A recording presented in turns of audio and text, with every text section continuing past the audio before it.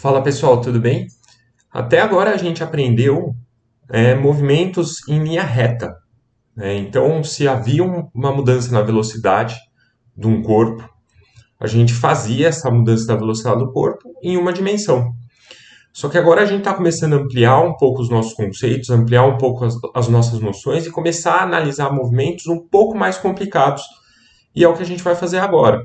A gente vai analisar movimento que ocorre em curva, movimento curvado. Tá? Então, a pergunta é, o que acontece no movimento curvado? Como é que a gente vai descrever esse movimento em curva? Então, vamos tentar entender bonitinho o que acontece. Por isso, nosso tema hoje é aceleração vetorial. Então, a gente tem aqui o exemplo de um satélite geoestacionário, né, circulando a Terra. A gente tem aqui um exemplo, por exemplo, de carros fazendo curva. Então, o que acontece? Como é que a gente vai descrever esse tipo de movimento? Então, vamos lá para um esquema bem simplesinho, que você consegue ver aqui. Então, imagine na linha pontilhada aqui a nossa trajetória do nosso objeto, né? E eu escolhi dois pontos, um ponto P1 e um ponto P2 aqui, que eles estão distantes do centro aqui, esse onde o meu mouse está apontando, que vamos dizer que é o centro de curvatura dessa trajetória curvilínea que está acontecendo. A gente viu em aulas passadas, né, bem no começo do nosso curso, que a velocidade é uma grandeza vetorial e ela é sempre tangente ao ponto da trajetória que você está querendo estudar. Então, nesse ponto P1, a gente tem essa velocidade vetorial aqui tangente à trajetória, ela só encosta nesse ponto P1. E também no ponto P2, como você bem vê aqui, também a velocidade é tangencial nesse ponto da trajetória, só encosta nesse pontinho. Lembrando que o vetor velocidade, ele indica, além de quão rápido ele está, ele indica para qual é a tendência desse cara ir, desse corpo ir. Então ele tem a noção de direção e de sentido. Então eu escolhi esses dois pontos aqui. Então, nitidamente, né, quando você está analisando esses dois pontos P1 e P2, a gente vê uma mudança do vetor velocidade, né? Uma mudança em que sentido? Uma mudança em direção, porque aqui a gente tem um vetor velocidade apontando para cima, né? Ele é vertical para cima, e o vetor velocidade V2, nesse instante aqui nesse ponto P2, ele é um vetor horizontal apontando para a direita. Então, uma vez que há uma mudança do vetor velocidade, né, como a gente bem vê aqui, existe uma aceleração. Tá? Como é que a gente pode calcular essa aceleração? Uma aceleração vetorial. Né? Lembra que a aceleração é uma grandeza vetorial que acompanha a mudança do vetor velocidade num certo intervalo de tempo. Então, a gente sabe que para calcular a aceleração, a gente precisa fazer, no caso, a aceleração vetorial média. Vamos imaginar que essa variação ocorreu num certo intervalo de tempo ΔT, né? Então o V1 está associado ao instante de tempo T1, que seria o instante de tempo inicial, e o V2 está associado ao instante de tempo final, que a gente pode chamar de T2. Então, para calcular a variação desse vetor velocidade, a gente vai pegar o V2, que é a velocidade associada ao instante final, né? E vai subtrair a velocidade no instante T1, que é a velocidade inicial nesse intervalinho de tempo. Mas para fazer isso, a gente tem que usar a noção de subtração vetorial, né? Então, aqui eu vou usar o primeiro vetor, que é o vetor V2, vou usar a regra da poligonal, vou pegar o vetor V1, vou colocar aqui na pontinha desse vetor o vetor V1, então pontinha do primeiro vetor com o início do segundo vetor, vou encadeando esses vetores, mas note que esse V1, né, ele tá como ele é menos V1, porque é uma subtração, a gente está calculando a variação, a gente pega aqui inverte o vetor V1, você acompanha aqui a seta do meu mouse, por favor, então eu inverti, está um pouquinho ampliado para você ver um pouco melhor, certo? E o vetor resultante é o vetor que começa no vetor que eu coloquei primeiro, ó, no início do primeiro vetor, que foi o V2, e vai lá para o final do último vetor que eu posicionei nesse encadeamento de vetores. Então, você está com esse ΔV. Sempre o resultado da minha operação vetorial soma ou subtração, nessa regra da poligonal, ele começa no primeiro vetor que você posicionou e aponta para o último vetor que você posicionou. Então, esse é o ΔV. Esse vetor ΔV, ele é fundamental para a gente calcular essa aceleração vetorial média, né? Por quê? A gente só pega a aceleração, desde sempre a gente sabe que a variação da velocidade num certo intervalinho de tempo. Então, a gente sabe que esse intervalinho de tempo aqui, nesse caso aqui, é um intervalinho de tempo positivo, né? Então, tendo o valor desse ΔV, a gente consegue calcular o valor da aceleração vetorial média, a intensidade dela, mas a gente sabe que esse valor da aceleração média, por ser um vetor, vai apontar na mesma direção e sentido desse ΔV. Por quê? Porque esse ΔT é um escalar positivo, né? Ele não vai alterar a direção e o sentido do ΔV. Então, a aceleração aponta para a mesma direção e sentido que a gente tem do ΔV. Então, lembre-se que a aceleração e o ΔV apontam para a mesma direção e sentido, tá? Então, basicamente, você lembra que sempre são essas as complicações quando a gente está analisando grandeza vetorial, né? A gente não é uma mera operação usual matemática que a gente está acostumado. A gente precisa adaptar as nossas regras ao nosso universo vetorial, ok? Então, o que acontece? Vamos imaginar agora, vamos sofisticar um pouquinho mais. Tá? Vamos imaginar que esse intervalo de tempo ΔT é um intervalo de tempo tão pequenininho, mas tão pequenininho que ao invés de a gente pensar numa aceleração vetorial média, a gente pensa numa aceleração instantânea. Ou seja, vamos dizer que num certo instante de tempo, como a gente vê, inclusive nessa curvinha aqui, né? O cara está nesse ponto P1, mas logo no instante seguinte, aqui, no instante, logo em seguidinha, né? Ele já está começando a fazer a curva. Então, eu posso imaginar que nós já temos uma mudança nesse vetor velocidade. Então, instantaneamente, esse vetor velocidade está mudando. Então, nós temos uma aceleração vetorial instantânea.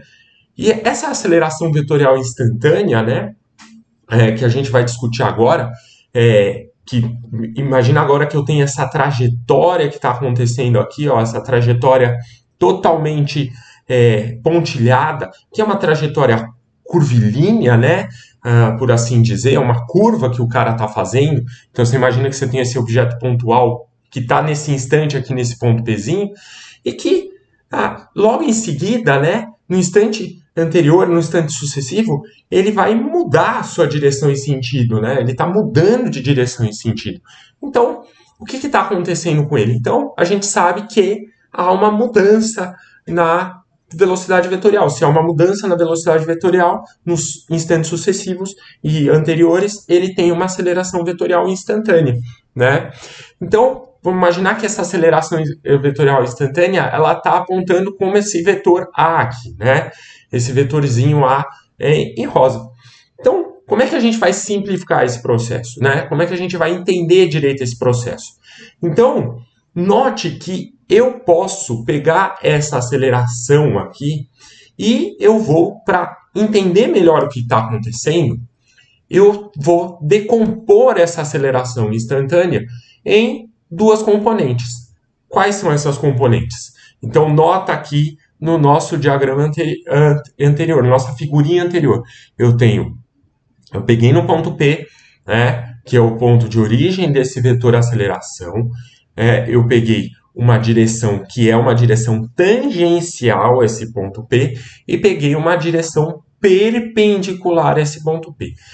O que eu vou fazer com esse vetor A? Eu vou decompor, ou seja, eu vou projetar, então vai para a figurinha aqui do lado, acompanha o mouse, eu vou projetar esse vetor aceleração aqui na direção tangencial, então peguei aqui a pontinha do vetor A e projetei perpendicularmente aqui até atingir a minha direção tangencial. Lembra de direção tangencial? Eu já falei anteriormente, ela só encosta no pontinho P aqui. E obtive esse AT. O que é esse AT? Esse AT é o que a gente chama de aceleração tangencial. Ao mesmo tempo, eu tenho uma direção normal ou perpendicular a esse ponto P. Note aqui, ó, perpendicular a esse ponto P, que vai apontar aqui para o centro de curvatura. Ele vai passar pelo centro de curvatura da minha trajetória curvilínea aqui, né? Essa aceleração a gente chama de aceleração normal, certo? Uma aceleração normal. Ela é normal a esse ponto P, ela é perpendicular a esse ponto P, ok?